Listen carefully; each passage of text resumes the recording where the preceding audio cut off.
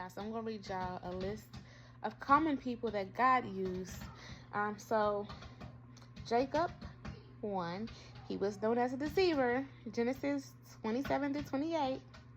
His task was to father the Israelites. To father the Israelites nation. Joseph, he was known as a slave. Genesis 39:50, to save his family.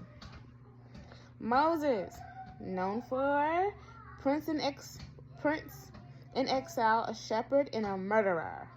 Exodus 3. Gideon, a farmer. Judges 6:11-14. Deliver Israel from Midian. I don't know if I said that right. Jephthah, Jephthah. Don't know if I said that right. Son of a prostitute. Judges 11. Deliver Israel from the Ammonites. Hannah, a homemaker who struggled with infertility. My bad. 1 Samuel 1. Her task was to mother Samuel. David, known as a shepherd boy and youngest in his family. 1 Samuel 16. His task was to be Israel's greatest king. Ezra, known for a scribe. To lead their return to Judah and to write part of the Bible, Ezra and Nehemiah. Esther, we all know about Esther, a girl from among Judah's exiles. Her task was to save her people from massacre. Mary, she was known for a peasant girl, to be the mother of Christ. Luke 1, verses 27-38. Matthew, a tax collector. His task was to be an apostle and gospel writer. Matthew 9:9. Luke, a Greek physician. His task was to be a companion of Paul and a gospel writer. Colossians 4:14. Peter, known for a fisherman. Matthew 4:18-20. To be an apostle, a leader of the early church, and a writer of the New Testament letters. Gideon is the one out of all those names that God had on me to choose. So Gideon, let me go back to this. He was a farmer. God used him for a task to deliver Israel from Midian. So my notes are, I'm going to read my notes first. We want to know the plans of our lives and want the big, so y'all can see, these are literally my notes. So we want to know the plans of our lives and want the big task, but some people can't see or handle what they go through. Now, what you are enduring now is a part of where God is going to use you. Gideon had a limited vision, but he was committed to it. And it's some of the stuff that I got out of the Bible too, because this is some of the stuff like that verse, that part right there. All right, so his challenge was to obtain food for his family while hostile invaders were making the growing gathering and preparation of the food almost impossible. Gideon was resourceful. He put a wine press to double duty by turning it into a sunken threshing floor. But while Gideon was working, God sent him a message, and he was suppressed by what God asked because he didn't want to jump into a task he wasn't prepared for. And how many God be asking us to do stuff and we be like, God, hold up, are you got the right person? Because I don't know what I'm doing. And me personally, like my old life was, I used to just jump in and do stuff, and now it's like, hold on, let me step back, because I don't want to get in this and mess it up. And I can put myself in rooms, but maybe I know I need help. So God, before you put me in something, prepare me for it. But because God already sees us equipped, God's going to put us in things. Hold on, sweetheart. God is going to put us in situations, assignments, and hey, I need you to go do this, and he'll tell you to do something when it don't make sense, but we got to be obedient unto God.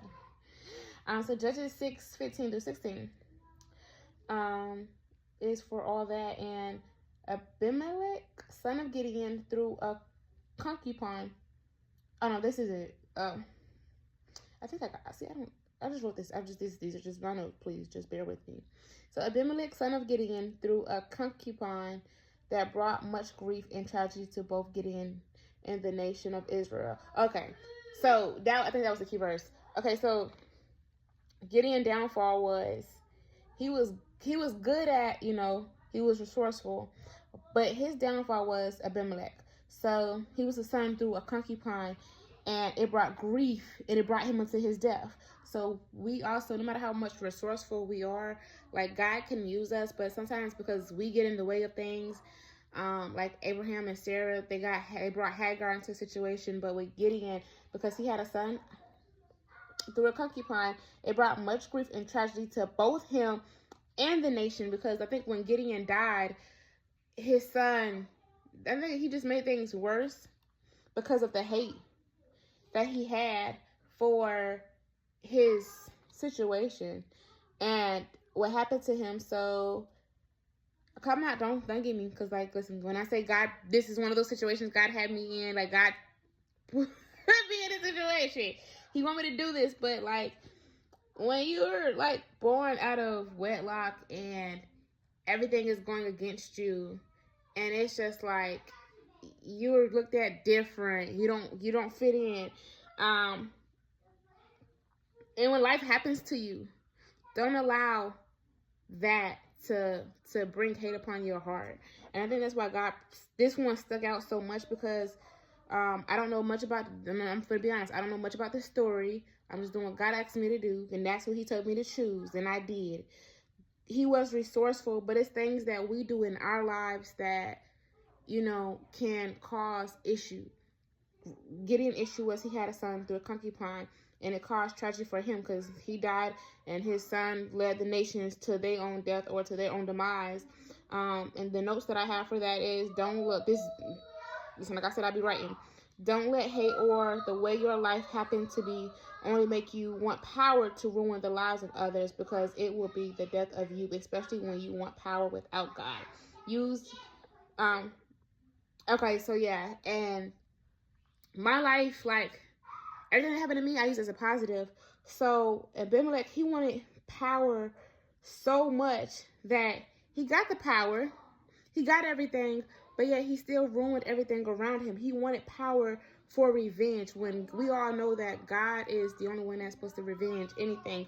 So he got the power that he wanted, and he ruined people's lives with it. But you realize when you want power, you got to realize what comes with it. When you want power, like, can you handle it, or is it going to consume you? You can get all the power you want, but then you got to realize it's going to be people and things around you that's going to control you when you get it. And we all see what's going on now when you get power, how it can consume you, and it brings you to your own demise. It might not happen right away, but it's going to happen, and you're going to ruin everything around you. You're going to ruin yourself. You're going to ruin your family. So don't want power so much that you're doing it for the wrong reasons. You know, if you're not going to have the power to help everybody else and bring everybody else, you're going to ruin everything around you. You can have all the money, you can have all the wealth, but yet, because you're letting all that bitterness consume you, all that hate consume you for what your situation is, that now you ruin everything around you.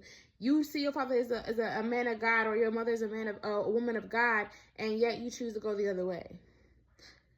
And I think, yeah, I'm going to do my next video about Aaron's sons. But yeah, and it's just like, yo, what can we do with what goes on in our life? We can't control what our parents do. So if you got parents that had you out of wedlock, or, you know, side chicks, side dudes, and it makes you feel different, start speaking on that. Don't want power to try to ruin them and make them feel bad. But that was Abimelech's issue. He wanted power, and that power consumed him to his death, and he ruined everything around him, including his father. It brought tragedy to both of them. Nothing good came out of that situation. So when y'all doing something, you ruin families like that. You ruin lives, childhood, you know, memories, because most people want to grow up with their father and their mother, and they can't because, you know, situations of side chicks and side dudes, and, you know, people do it while they married, and then that spouse, you know, have an issue with it, especially if they decide to stay, and they can treat that child differently. So, you know, we got to consider, you know, the situations we put ourselves in. Then if you're with somebody, don't make somebody a side chick, or a side dude, especially when you involved with somebody else. So, like I said, I don't know too much about the story, but that's what God had brought it up, because it kind of like, for me, when my dad had his other kids and I had to go stay with them at the age of 7, I got mistreated, but I didn't let that hate or me, I wanted the love so much more than I wanted the hate or the power or to get revenge. I just wanted to be loved. So it's all how you take it. Everybody can go through the same thing, but everybody turns out different. No one comes out the same. So you can have the option to still want love, no matter how people treat you, or you could want power so much and you can ruin them, but it's really killing you on the inside. So the life is yours. Just don't let it go. You're not going to get that sorry. You're not going to get that apology. You're not going to get what you want from certain people. And it's okay. But how are you going to handle to move on? And move on the best way that you can. Live life for you. Don't live life for what anybody else has done to you or said to you to make you feel less or worse than. How do you see yourself? Realize that God is our true Father. He wanted us here. If nobody else do, if nobody wants you and they're rejecting you and abandoning you, how do you see you? If you're hurt, say you're hurt. We got to start speaking up. When we don't do that a lot, we don't express ourselves. We just suppress it to keep working and do it. No, we got to take the time out. I'm going to heal me in this season. I'm going to work on me in this season because I don't want to become like an Abimelech. Even though Gideon was a man that, you know, did everything he could for his family. He was resourceful, but his bad decision of having somebody through a concubine ruined everything for him. And that bad decision turned his whole life upside down. So what are we doing in our lives that is not good? What are we doing in our lives that can make things worse? That can harm those around us? And let us make better decisions here on out.